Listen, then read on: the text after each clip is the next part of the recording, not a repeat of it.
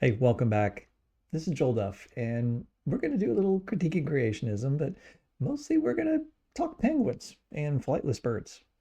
Always love to talk about penguins, all right? Penguins are so cool and such an interesting example of a number of different natural phenomena.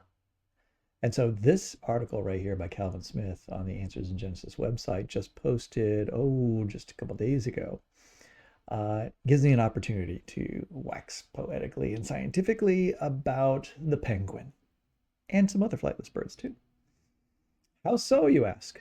Because after all, here's the title: Beneficial mutations don't exist. Beneficial mutations don't exist. What does Calvin mean by that? And what does he really mean by that? Does he really believe that there's no such thing as a beneficial mutation? Well, okay, in a certain context, there's a beneficial mutation, but he's going to use some word sophistry in order to tell his audience that no truly beneficial mutations, no wholly and completely beneficial mutations exist. And in some senses, based on his definition of what a beneficial mutation is, I kind of agree. But nobody lives in that world where that definition would have any meaning or context. Um, and so it's a nonsensical definition, as you'll see in a moment. But talking about beneficial mutations will give us an opportunity to talk about penguins, because I'm going to use that as an example of how mutations can create new characteristics in organisms. And if those new characteristics cause that organism to be more adapted for their particular environment, I would define that as a beneficial mutation. As we're going to see, Calvin Smith is going to define that as not a beneficial mutation. Not necessarily a negative mutation, but not a beneficial mutation. And you're like, how so? Oh, what are you talking about? How can you have a mutation that increases the fitness of an organism and not call it beneficial? Well, if my dog stops barking in the background, we'll find out coming up next.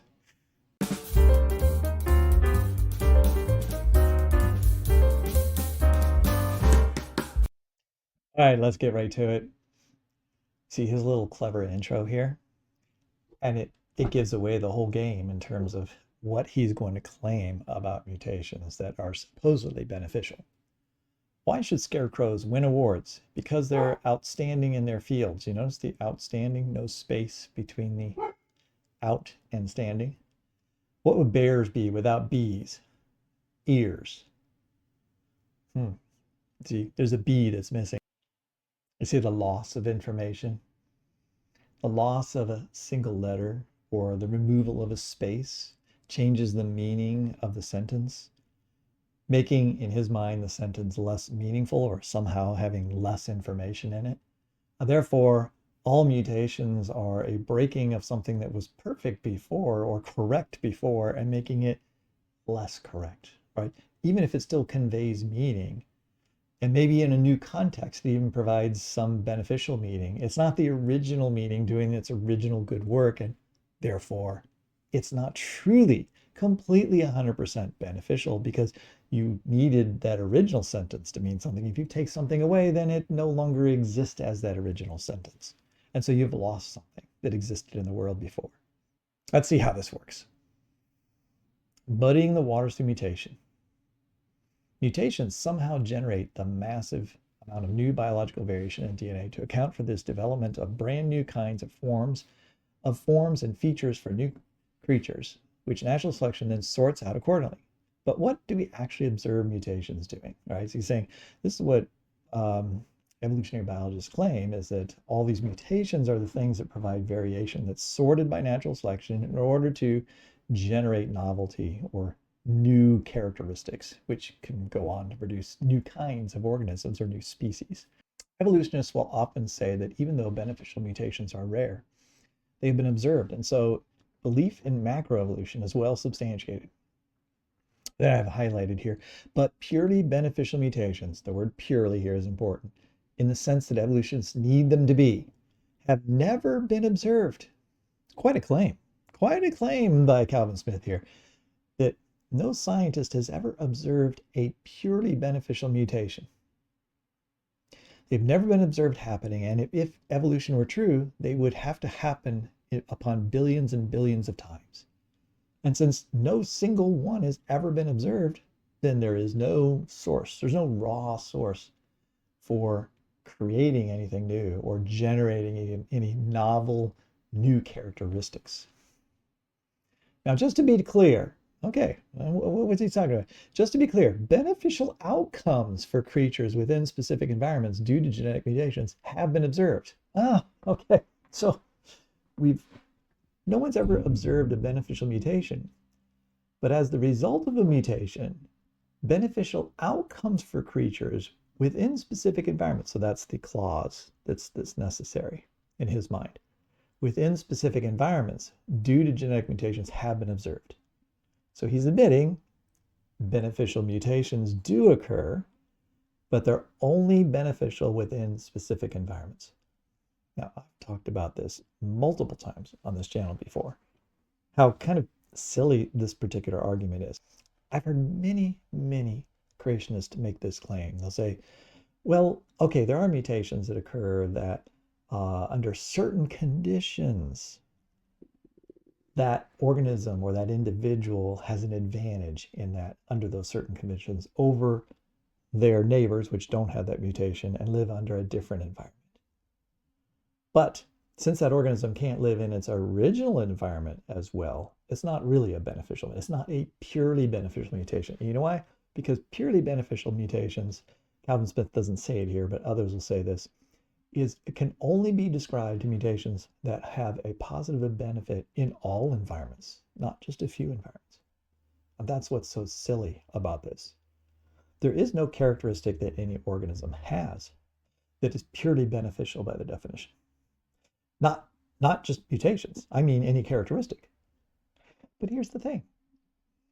How many different traits, how many different characteristics, how many different alleles of organisms, variations of genes, do creationists believe were created at the very beginning in an organism, say like a dog or a canine? It's got 20,000 genes, and if you say that they contained a certain like 50,000 variants of those genes, right? A couple variants for each gene, and you're saying they're all perfect, right? Do you mean that they were perfect for every single environment? Was long hair version of the allele and the short hair version of the allele, is that a perfect beneficial variant in every single environment? I don't think so, because I just watched a video from Answers in Genesis where they explained how dogs got off the ark and they had these two variants in them as a heterozygote, and then they had offspring that had some short and long hair variants, more abundant in some populations, and some of those individuals, when they moved to environments that were cold, short-haired individuals didn't survive as well as the ones that had long hair. So that meant the short-haired version of the gene was not a beneficial variant, right? It wasn't beneficial in all situations, in all environments. It was only beneficial in some environments. So let's flip that around. If you have a mutation, let's say you didn't even have short hair as one of the original alleles, and then you had a mutation creating the short-haired variant, all right, variety of dog, and it confers an advantage in some environments, like a really hot environment, versus a colder environment. Wouldn't we call that a beneficial mutation? Calvin Smith's like, well, it's beneficial, but only beneficial in that environment. It's not truly beneficial, right? Because it's not beneficial in all environments. It's not perfectly beneficial. Those are meaningless terms. They don't relate to the world in which organisms live. There is no organism that lives in all environments, and each of its characters work just as well in all those environments. We all live in a specific environment, and therefore all the characteristics we have may be adapted and make us well fit for this environment, but not so much another. I mean, I can't live underneath the water and breathe water. My gene, the traits that I have do not confer to me the ability to live there. Those traits, if you put me in the water, are a disadvantage. The traits I have are a disadvantage for me being in the water and trying to live underneath the water and breathe water. So Are all of my genes that allow me to breathe air, are they truly beneficial? They're only beneficial in my particular environment, the environment I'm living in now. I mean, you see what I'm getting at? He's trying to define mutations as if they could only benefit all organisms in all circumstances. And these are the only ones we can call beneficial. And this is how he can get away with saying, we have never observed a truly beneficial mutation. And then he's claiming that evolution requires truly beneficial mutations in order to affect change over long periods of time, or affect changes in terms of one kind becoming another kind. But he's just defined beneficial mutations away such that they can't possibly exist, and they don't exist. Okay, so I want to take off on this. I said I was going to talk about penguins, right? That's the only reason you're still watching right now, because you're, hey, Duff, Joel, you said you were going to talk about penguins and other flightless birds. I mean, those are cool organisms. Why are we still talking about mutations? Yes, why are we? I'll get to it really soon. Just look at the last, I just want to reiterate and impress upon you what Calvin Smith is doing here. Oh, and a little aside here. Everything in this particular, we're not going to read this whole article, but everything else in this article, all of his arguments and his examples, I know come straight from the creationist literature. I read all those arguments. He's just repeating, parroting the things that he's read in the creationist material.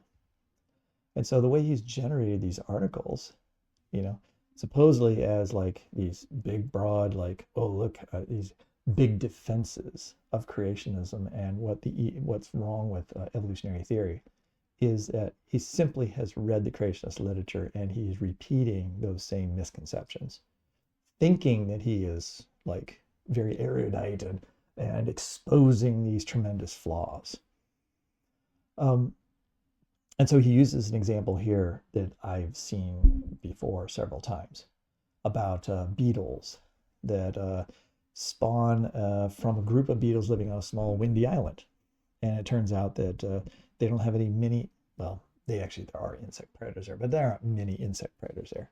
And they have a genetic defect that stunts their growth of their wings. And so that gives them a survival advantage on those islands. Because if they had wings and they tried to fly, they would get blown off the island out into the sea and killed. And so therefore, losing their ability to fly actually gives them a survival advantage, preventing them from being lost from the population. But of course, he's going to say that's a loss of information, and that only is a good mutation on that particular island. So he's admitting that's a beneficial mutation. The change in their wings is a beneficial mutation on that island in that particular environment, right? In that particular niche. And so he'll say, but wait a second. That mutation, if it were on somewhere else on the mainland, would be a negative mutation and would hurt their survivability. Therefore, that isn't a beneficial mutation. That isn't something that can help organisms adapt in the long run, because it is a degradation of their genome and it's a loss of information. And even though it did confer an advantage under a local situation, it's not going to improve the species. All right, now that is where we're going to come. That's where we're coming to penguins. Let's get to the penguins. All right, so I would love to go to molecular, and I have many other videos that are about molecular genetics, in which I try to show specific cases of changes to genes, right, mutations, and what kind of effect they have on those organisms, and how those organisms use those mutations, and how they are beneficial, and potentially have a long-term beneficial effect for that particular species, and distinguish that species from other species. But those are long, complicated, right, long-winded examples that often get kind of lost in the fray of all the molecular genetics. So let's just go with sort of, a more sexy example. We'll go with penguin history. And how do you make a penguin? How do you make a penguin? What I'm showing you here is a fairly recent phylogenetic tree, trying to show some of the relationships of a whole bunch of fossil penguins, for which we have like some 50 different species of penguins that are known from the fossil record that don't exist today. and there's what, 17 or 18 species alive today. So the majority of species that have existed of penguins are extinct. So there's a tremendous amount of diversity in the history of penguins. Today's penguins are all quite similar to each other, and we think they're all related by common ancestor not too far in the distant past. Here it would be like 10 to 15 million years would be the common ancestor of all the modern penguins. And so really all those 17 species of modern penguins are pretty similar to one another. And I think you and I easily distinguish them as penguins, as a type of bird compared to all other birds. However, once you start looking at the fossil record of penguins, you find that there's a tremendous amount of morphological diversity, far more morphological diversity than is present in the present day penguins. We had penguins that were some 5 foot tall or more. And we have a bunch of different giant penguins. But as you proceed farther back in the fossil record, so you find penguin fossils in older and older and older rocks, you find that their morphological diversity begins to get stretched, and these birds begin looking more and more and more like something that's not quite a penguin. Now, I'll point out that all of these that I'm going to show you, I'm just going to show you a penguin or two, including all the way back here to Waiamanu. I don't know how to pronounce that term. Waiamanu. Haven't heard anyone pronounce it. So, are fully recognized to be in the lineage of penguins. They have a whole bunch of anatomical characters that suggest that they are related to modern day penguins. But if we go back and we look at this one that's some 60 million years old, and we look at a recreation of that, this particular image comes from March of the Fossil Penguins, which is a great little WordPress site that constantly reviews the newest literature in fossil penguins, which you might be surprised to find out how many different penguins have been found in the fossil record. But anyway, this just shows you the salient features which make it similar to a penguin. But there's some really big differences. The vertebrae in their neck aren't as fused. Actually, many of them aren't fused, and they could move their neck all the way around and also bend their necks up and down much, much farther than a modern penguin, which basically has a fairly fused neck, kind of very, very stiff neck and kind of a thick neck. They have much longer beaks, and this would be true for a whole bunch of different fossil penguins, that they have much longer beaks. But I would say one of the more important characteristics would be they don't have a locked joint in their wings. They could basically bend their elbows, and they had much longer wings. Now, these wings wouldn't have been long enough to be able to fly, right? These are clearly flightless birds, right, in this penguin lineage. But they could bend their wings. And the attachment and the bones themselves aren't nearly as flattened. There's sort of the bones in the arms have actually flattened out compared to other flighted birds. And they're also much heavier. They're much more dense, right? Flighted birds need very light bones in order to be able to remove the weight from their body so that they can lift themselves off the ground. Well, penguins have very dense bones, which also helps them to be able to dive.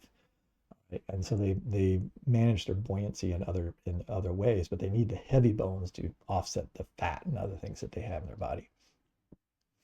So they have flat bones. They have a much thicker bones for the legs, and they also have their pelvis sticks out a little bit farther, or I guess their tail bone sticks out a little bit farther than most modern penguins. All right, so what you're seeing here is you're seeing an overall sort of picture of a penguin, except this penguin has characteristics that are more similar to flighted birds than penguins are today. So you can think of this as an intermediate. It's intermediate between a flighted bird and a waterfowl, which I'm going to show you some other waterfowl in a moment, and a penguin. And so let's think about the mutations that birds that become flightless need to undertake, or just going back here real quick, there are ones that are some 30 million years ago. Again, more tall, slender. They have more reduced arms, right? Flippers. And at some point, by some 30 million years ago. All of them are locked into place. All right, so their elbows basically they can't bend them. All right, and that has an advantage. All right, if you're swimming, you give the stiffer paddle that way. And so when you push off with your shoulder, you get more push than you would if you could bend those arms. And so the whole arm has begun. You still see the penguins walking around. They're like, right. They can't bend their wings. They don't flap their wings at all. But as you move back in the fossil record, what you find is, yeah, it looks like they could hold their wings up and they could stretch them out and all that, but not fly. So what does this have to do with beneficial mutations? You got a whole population of birds like cormorants. All right. Cormorants are birds that most cormorants can fly. In fact, all of them can, except for one, the Galapagos cormorant, which is flightless. But you may have seen cormorants here in North America. They dive into the water. They're really good at swimming underwater and they catch fish, but then they can come out and land and they can fly and they fly up into trees and they make nests there, which protects them from various predators on the ground. And so there's a good reason why they don't become flightless, because they could potentially, they're going to be predated upon in most environments, except maybe the Galapagos Islands. On the Galapagos Islands, the predators aren't there that normally would be there in a mainland situation. And so what happens on the Galapagos Islands is you have cormorants that fly there. There's a population of them, and they are diving into the water. They're getting fish, and they're good enough at it to survive, right? They do that well enough, that task well enough that they can survive and make another population. But some individuals in that population are going to have mutations. Those mutations might shorten the wingspan a little bit, reduce the length of the feathers, fuse a vertebra in the neck, and then change some of their physiology, help them hold their breath longer, and all that. Right? Each one of those mutations changes to many, many, many, many different genes are going to accumulate in those birds on that particular island in that population. Right? An individual bird, a bird has that mutation. They pass it on to a couple next generation. And if it confers a slight advantage over their neighbors because they have a shorter arm, they're conserving energy in one way, but they also may be able to swim better. They may become slightly more agile, reducing the feather length, become a little bit better in the water. And they don't need to fly. Right? And so, their neighbors are flying around, but what are they flying for? They're not flying to keep away from predators. They're flying out of instinct and making nests in trees. But what if individual birds decide, I have a slightly shorter wing and I don't fly as well. And over time it becomes more difficult to fly. And all right, I'm going to build my nest on the ground and I survive. Right? I have mutations that change my behavior. I lose the fear, right, which is driving me up into the trees. There's many ways that many different hypotheses about the nature of which genes could be changed and so forth. There's probably thousands of different directions and permutations that could take place. And flightless birds probably have evolved in multiple different ways in different populations. But here you have a flightless cormorant. And flightless cormorant is so genetically similar to the flighted ones from North America. It's in the same genus. It's just a different species of that. But you can clearly see that this species of cormorant has very short wings, right, compared to its sibling species. And this isn't just one mutation, right? They have a large number of other adaptations that make them better at being flightless, right? They make nests on the ground. They are better divers, they're better swimmers, they're better at catching fish. And the reason they're better, it's the same thing with penguins, right? Once you don't have to fly, you don't have to maintain a bunch of characteristics for flying. You don't have to have hollow bones. You don't have to have flexible wings, right? You don't have to have long flight feathers. All those things are required. You have to keep those in order to be able to fly. Natural selection is going to maintain those characteristics as long as you have to fly in order to survive.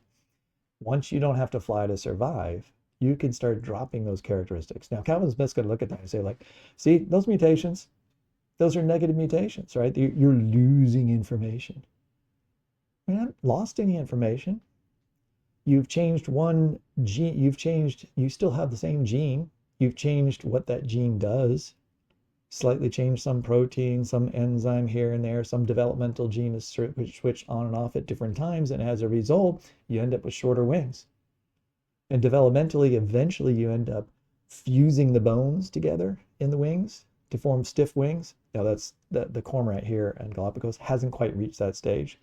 But you could almost predict that if you come back a couple 100,000 generations from now and they still have survived on the island and there's been no predators around, they're probably going to develop something very similar to a penguin, right? A more characteristics similar to penguins, because penguins are so efficient in the water. And the idea is they've been in the water for 60 million years versus this cormorant, which may only have been, around for 1 million years. So it hasn't had nearly as much time. It hasn't accumulated as many mutations.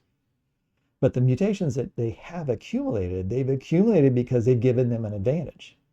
They have adapted to living on these rocks and on this island and diving and getting all their food this way.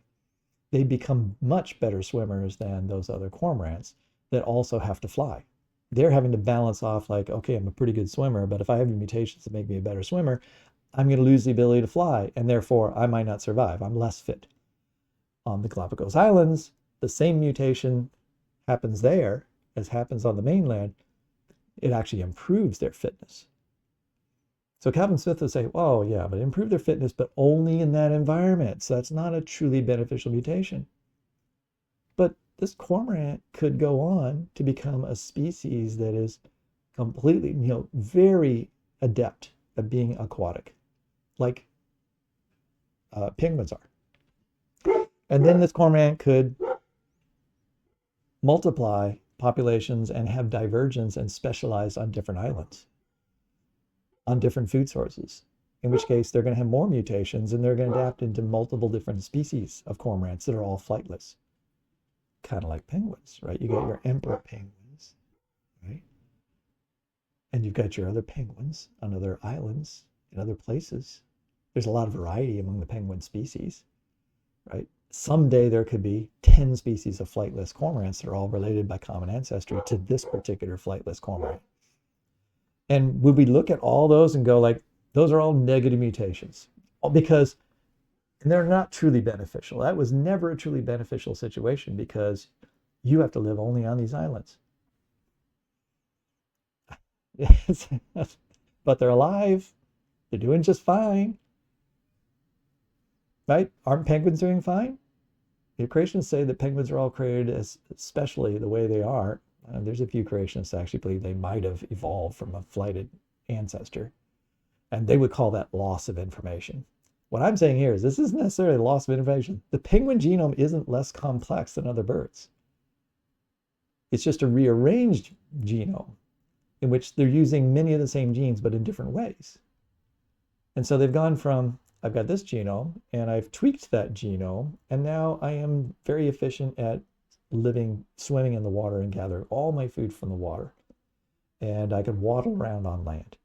And I'm a very efficient organism. I've been very successful. There's a lot of penguins. There's hundreds of millions of them on this earth. And all of those, you could say, are the result of mutations, because all of those characteristics that allow them to survive in the water are mutated versions of a bird that once was flying, was a flighted bird. Right, so you can see this taking place in cormorants. Here you just have a version of a new penguin being made. It'll never become a penguin. It's always going to have some unique traits because it has a history with cormorants, which are a little bit different than penguins in the penguin ancestry. But nonetheless, it's going to become more and more and more penguin-like over time. All right, what about the Great Auk? All right, the Great Auk, which is extinct today.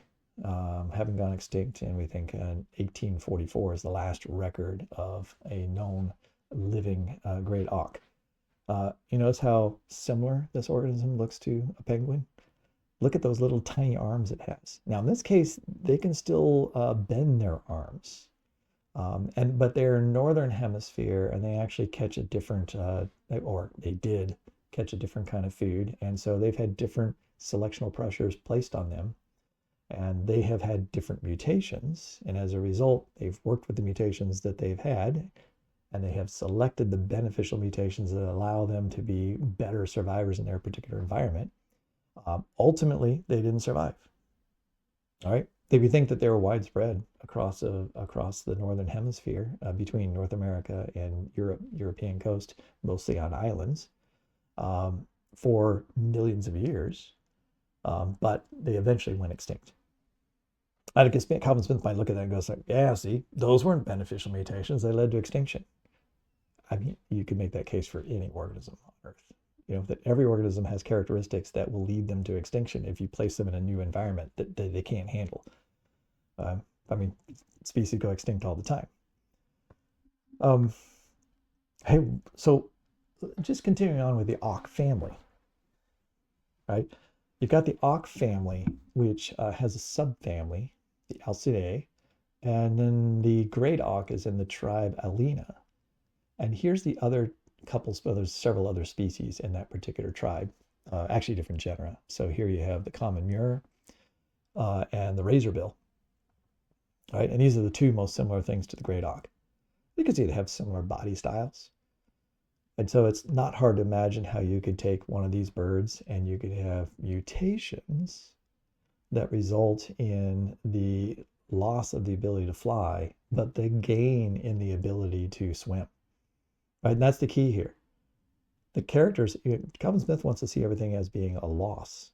All right. Oh, you changed what was good, being able to fly, and now they're unable to fly. So that's a loss of characteristic.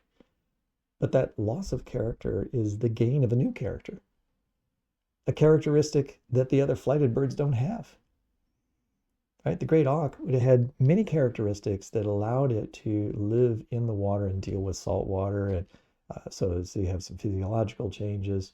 They have changes to their feathers. They have changes to their feet. They have changes to their wings. All right, they have changes to the buoyancy of their bone density. So that's a developmental thing as well.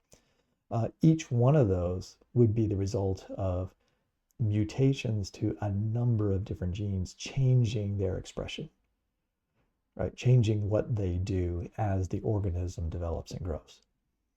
And as a result, you end up with a different species, right? A new different kind of auk, which has similarities to other auks. It's pretty clear they share a common ancestor. And just to emphasize this point, Answers in Genesis says that all these birds, including all these other ones in the Caratiformes, 390 living species, including the plovers, one of my favorites because it includes the killdeer here in North America, all right, but also seagulls and other various shore birds, right? All 390 of them, Answers in Genesis says they came from just two birds on the ark. Two birds on the ark. Got off the ark, laid some eggs, and popped out 390 different species. Living species. We're not even talking about all the extinct species, of which I'm sure there's well over 1,000 extinct species known from this group. And that includes the great auk. Right? So they include the great auk, a flightless bird, in this particular family. And so they are saying that a flighted bird that God made in the beginning was then on the ark as a pair. And then eventually some of those descendants, some species descendant, then changed into the great auk. Now, Calvin Smith may wish to believe that all that is genetic losses to the point where, oh, well, this bird doesn't have this, but this other bird doesn't have this. And there's like they each have like a subset of the variation. And they just happen to get the subset of total variance in the original birds that were on the ark that are flightless. But that's not what has happened, right? You had a large species, probably with hundreds of thousands of individuals in colonies living on various islands. And then some of those individuals had mutations, right? These aren't just variants that they already had and then just selected in that population. right? These are many, many, many, many, many, many, many variants. And if you dived in their genomes, I'm sure you'd find out there's also gene duplications and losses of genes, but also gains of genes, gains of promoters, gains of regulatory elements, or changes in regulatory elements. All right. Every single one of those things is a mutation because it is a change in the structure of the genome. And those things lead to a functioning, well-adapted organism to a new environment. And so Calvin Smith just wants to pass all this stuff off as, oh, there's this mutation in bacteria, and so it can't do this thing it normally did before, but in this environment, that's really good. It resisted antibiotics. But that's only in an environment where there's antibiotics would it be useful. It's actually a negative change if you take that organism and put it in an environment where there aren't antibiotics. And I said, that's right. Just like if you took a flightless bird and you said, you know what, I'm going to bring you from that island you're living on, and I'm going to put you in Ohio and see how you do. And it's like, all right, yep, those birds are dead in a fairly short period of time. Their food source isn't there, or if there is a water body, they don't know how to catch those types of fish, and there's predators around and all that. And you go like, oh, well, see, that whole genome, it was a worthless genome. All those mutations were no good. But yeah, just like I said, all the characteristics, all the genes you have are absolutely no good. They don't do a whole lot for you if I were to place you on the moon and say, okay, here's your new environment. I'm sure, God gave you the genes to be able to handle this. No, you didn't. It's like you don't have them. You're not going to survive there. Most organisms can only survive in very specific environments. So what does it mean in the sense that evolutionists need them to mean? They've never been observed in the way that evolutionists need them to mean. He's really stuck on this idea that all the examples that evolutionists give, this is completely untrue, but he will try to say that all the examples they give are losses. Like going back to the beginning. Oh, look, if you take this letter out of the sentence, right, you reduce the amount of information there. And he thinks that just because those are the easy examples to give, this is why I used the penguins. Yes, you change that some developmental gene, and so they made a smaller wing.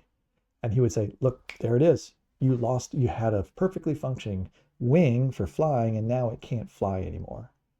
And then it just keeps getting smaller and smaller and smaller and smaller. Well, why did it just keep getting smaller and smaller and smaller? Because there was a benefit to getting smaller, because it made it better for swimming. It made a better paddle for swimming. And so it's like, and why did the bones get thinner, right? To make this thin paddle. And each of those mutations is moving it away from its original, in his mind, perfect, perfect function. But all we're doing is changing the function from one thing to another, and that functions perfectly well in its new environment. It's not a loss, it's a change. It's changing one word to another word in a sentence, adding new meaning to the sentence. And yes, the original sentence, you can't make the original sentence anymore. That's fine. But that's actually, now you've just shown that evolution is happening, right? You've changed one thing into another thing. Living in a new environment, doing a new thing. Yeah, he relates an example from a book. And he says, indeed, the evidence from micro and macroevolution is so bad that evolutionists are willing to sometimes admit their use of semantics in rather silly ways, just to cling to the idea that they possess observational proof for their belief system. So here's this quote. Of course, to some extent, the differences between loss and gain could be a question of semantics. So, for example, the loss of trichomes, hair-like appendages on flies, could be called gain of naked cuticle. Yeah, right. What if a naked cuticle allows you to survive better in an environment than having a hairy trichomy? Is one character somehow superior to the other? Does one character somehow have more information than another, so it's an information loss? He seems to have this just gross, overall, simplistic, childlike understanding of genetics and morphology, as if Having less, having a trichome, something sticking out, versus having something be smooth, one is better than the other. The one that has the sticking out must require like more gene information. And so that must be a loss of information resulting in a smooth cuticle. Right. So I guess, the fact that I don't have a whole lot of hair is insuperior. It's like chimpanzees are a lot better than me because they have a whole bunch of hair. They got a lot more information. They can make more hair than I can. Um, now, and this goes to a more complex example, which is my flightlessness. Changing a bird's wing, changing its shape and anatomy, right, is a change that gradually, I should probably notice this too. It's not just an instantaneous, like, okay, well, I was flighted and now all of a sudden I'm perfectly good at swimming. That's the whole thing with cormorants. Cormorants can fly and they can swim. You know what? They're not really great flyers. That's because they need to be able to swim underneath the water. They have to have oily wing feathers and they have to have characteristics that allow them to be able to maneuver under the water. And those traits don't lend themselves well to being able to fly. So they're not very good flyers, but they're good enough to survive, right? They're good enough to get up in the tree and protect themselves and make their nests, right? And they don't have to fly enormous distances. So they don't need to be super efficient, but they also need, because they need to be efficient enough in the water to catch fish. But if you're a cormorant living on an island like the Galapagos Islands, right, then if you have a few mutations and move yourself a little bit farther toward the I'm a better swimmer and I'm a worse flyer, right, you can gradually shift yourself from one to the other. It's not like one day one organism suddenly had this 50 mutations all at one time and they suddenly transform themselves into a completely flightless cormorant that's much better swimmer. Nope. Tiny little changes probably occurred along the way. And over thousands and thousands and thousands of generations, they've sculpted themselves from being flyers, flyers and swimmers, to all swimming and no flying. And penguin history is like that as well. We can see that in the fossil record, that although we don't see an actual flighted ancestor, although maybe we do, we just don't recognize that was an ancestor to penguins. We can see that the farther back you go in history, the more similar they are to flying birds.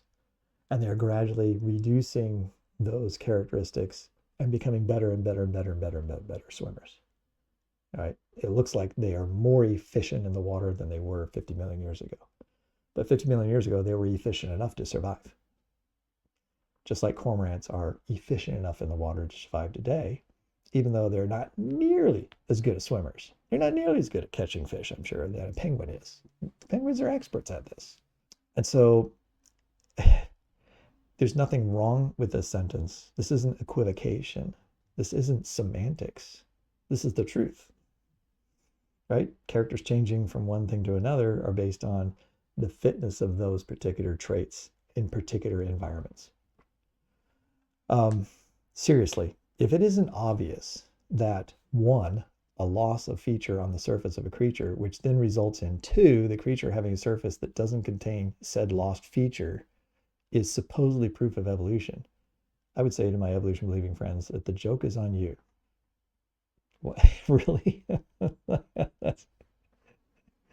So-called beneficial mutations are not a mechanism of evolution in any sense, as evolution somewhere along the way requires the gaining of new traits, not simply losing ones they previously had. Penguins, cormorants, living on the Galapagos Islands, can do things that no other cormorant can do. They have traits that no other cormorant has. Where did they get those traits? Calvin Smith's he's gonna squirm his way toward, well, all of the traits that they have are actually part of the original cormorant or the original plover or the original, are you really going to be able to put a seagull and a killdeer and a cormorant, flying cormorant, and a non-flying cormorant that's really good at swimming, put all of those birds into the genome of just two birds? Because that's what young Earth racists are telling us happened. Two birds contained all that information. Um, and because if Calvin Smith's right, no mutations could have helped this process because they're all surviving, he thinks, productively viable species. And that was God's plan. And so mutations didn't cause that. So he's gonna say that somehow all that variation was hiding inside of the other cormorants, and then when they got to this island, then all of a sudden they started to use the flightless alleles that they had. But if you do the genomics on these birds, and we do have the genomes of like many of these species, I'm sure you can follow the trail of mutations and changes that have occurred that lead one bird to becoming another, one population becoming another population through mutations and natural selection, not variation and then just natural selection uh, to adapt that organism. It's mutations. They're causing new variants, new adaptations. And again, I keep stressing it. Cormorants have characteristics and traits that don't exist in the other ones. So this isn't a matter of something has something and then it's lost and they don't have that characteristic. Yes, they don't have flight, but they do have arms that serve other purposes that the other cormorants don't have. It's trade-offs. That's what this is. It's trade-offs. And the environment decides which trade-off, right, is the one that works the best, right? How to trade these characters off. Really, Calvin Smith is just really lost on these things. He's been writing a whole series of articles about basically problems with evolutionary theory, but he's doing them by believing the young earth creationist literature, which is an oversimplification of the literature anyway. And then he takes that and as if it's gospel truth and then just repeats misconceptions, but doesn't have any realization of the misconceptions he's repeating. This is just so typical of a lot of creationist work that's been written by people that aren't experts in the field. And yet he's a promoter, a reader, a speaker and a writer on this topic. And he sounds like he's a good speaker. He really is. He's a very, very impactful speaker. But when you start with garbage, and that's what you read, and that's the only thing you read, then you tend to just spit out that same garbage. And unfortunately, what happens is you also tend to add your own new garbage to it, your own new spin and your own new exaggerations of that until you get to the point where it's like, no beneficial mutations have ever been shown to happen, while at the same time showing that beneficial mutations happen. All right, so I'm sorry, I'm rambling now. There's just so many things to say about mutations and so many different examples, but I better not just wander down another path. Let's just stop there. I say, look, flightless birds, that sounds like a loss of information. It's not a loss. It's a trade-off. It's a trade-off to make a wonderful, amazing organism that can't fly. But can't fly, not being able to fly doesn't make it any less of a remarkable creation, right? Well, young earth creationists believe that God made flightless birds, right? All birds don't have to fly. Admittedly, some creationists believe that all birds, all things with feathers, must have been created with flight because somehow flight was perfect. And God said they made birds to fly against the face of the heavens, right? But I think most will admit that penguins are really wonderful creatures, and if they're designed that way, then all the characteristics they have are what they have, and they're wonderfully made for their particular environment. That doesn't mean they haven't changed, though. I mean, we can see that the fossil record suggests they've changed a lot over time. And even young earth creationists might have to admit that, well, when they were on the ark, they didn't look like they do now. Maybe they looked more like flighted birds, but still flightless. And now they've adapted to colder environments that didn't exist at the time of the flood or before the flood or right after the flood. And then came the Ice Age. And then the Ice Age was a giant natural selection incubator, right? Can't say incubator when you say Ice Age at the same time, but that the Ice Age selected for mutations within the population that gave advantages to penguins that had denser feathers. Right. At the same time, denser feathers might have also gave them an advantage in terms of swimming. I mean, the cormorant has to drag those long feathers through the water. And they do the best they can to oil those up and so forth so they go through smoothly. But penguins have super dense, right, feathers that have like a smooth surface. So it's not only they're not only good in the water, but they also have a ton of tightly packed feathers that also are great for insulation in cold environments. Right. So the mutations that change the feathers are actually co-adapting to two different environments at the same time, creating a really, really wonderful characteristic of the feathers in penguins. So even the young earth creationist it needs to employ mechanisms to select for traits to allow better survival in new environments that they admit didn't exist in the original creation. And so maybe they want to employ that those variants were there and they're simply selecting the variants out, but that's not going to hold water over time. There's way too many variants and they're going to have to, and many are dabbling in sort of like, oh, well, you can have mutations that change variations within a species and maybe make new species, but you're not changing a penguin into a flamingo, right? A whole different kind of thing. Although I think changing a flighted bird that was a waterfowl into a penguin is changing one kind to another.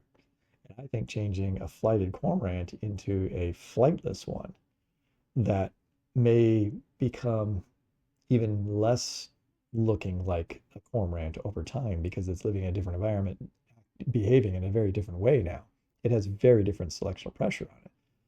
They're going to continue to have mutations, and you should fully expect that in the future, should that population survive for the next 100,000 years, it's not going to be a cormorant, right, by any recognizable measure. And so therefore, you're going to be tempted, a creationist will be tempted to call that a different kind someday. And that's the thing, it's like, where's the limit?